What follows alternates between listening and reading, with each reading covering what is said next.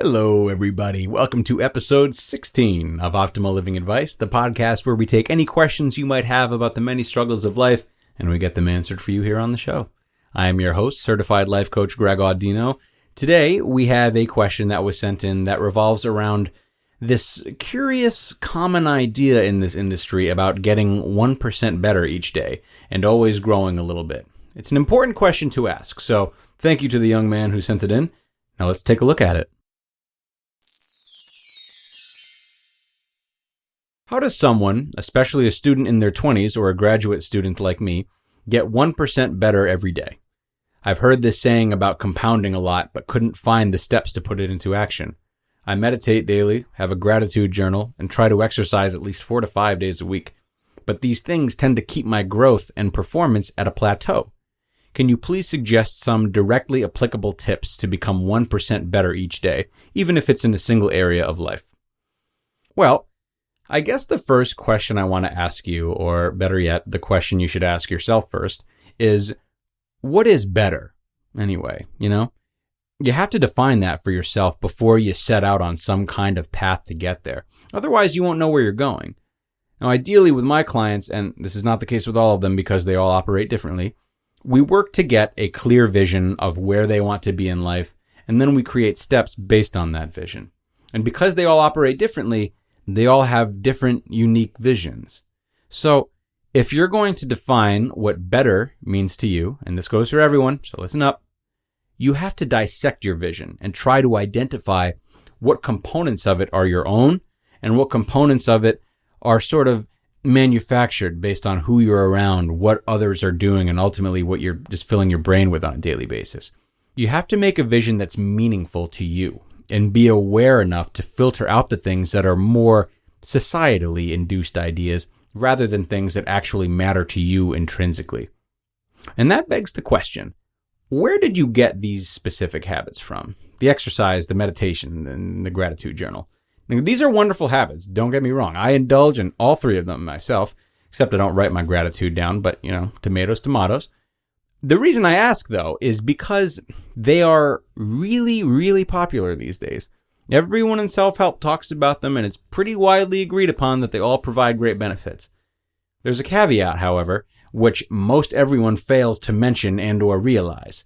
And the caveat is that even the most practical of habits, like these ones, aren't going to serve anyone if they're being done transactionally.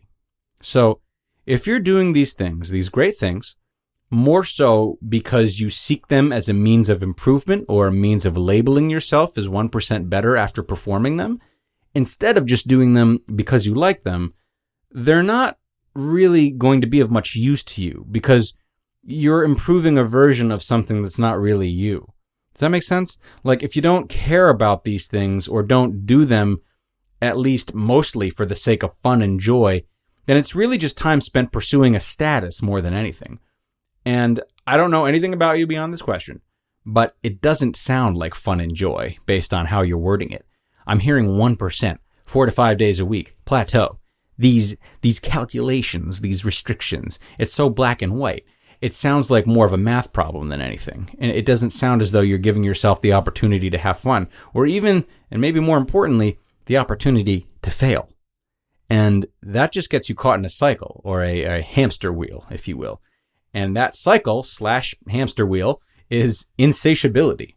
It seems like you are continuing to add and demand more and more of yourself. But in search of what? A life without problems? A status without errors? A future that's always moving up and never going back? These things don't exist. And though you might listen to what I just said, that list, and tell yourself, I know these things don't exist, I couldn't ask for them, ask yourself if your actions are really reflecting that mindset. Because those two can be really hard to align, and it's really easy to not realize it when they aren't aligned. I hope that sentence came out right. Yeah.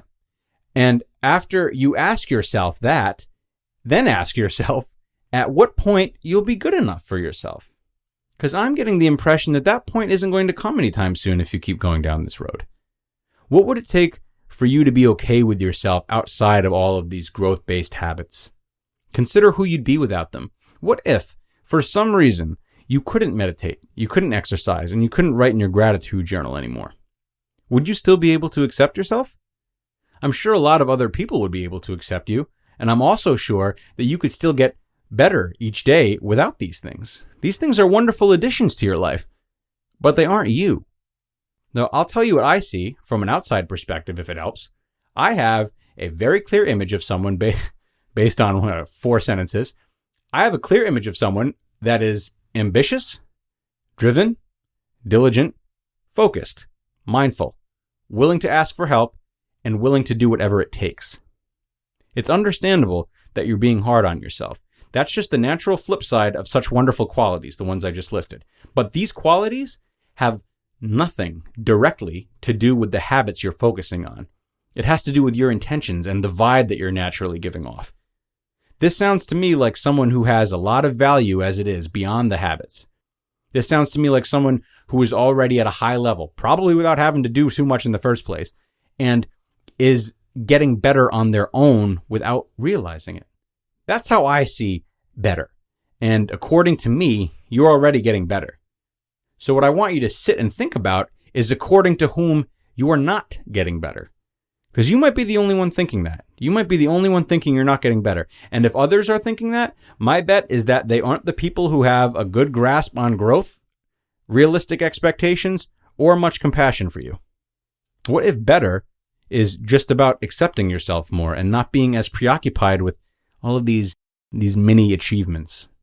That's at least one definition of better for you to chew on, all right? So, look, man, I hate to be the bearer of bad news, but I suspect the only way you get 1% better each day is by not worrying so much about trying to be better. This was not intended to be as preachy as it maybe came off as, folks, but this almost regular emphasis of forcing ourselves to constantly get better is dangerous. It's a very backwards part of the industry, in my opinion. So I'm grateful that this question came in and that we got to take what I feel is a healthier look at this whole concept. So I hope you liked it and took something from it. You can send in any of your own questions you'd like advice on by email to advice@oldpodcast.com. That's advice@oldpodcast.com. We're wheeling and dealing episodes right now, so get your questions in and let us help you out. All right? All right. That does it for now, friends. Until next time.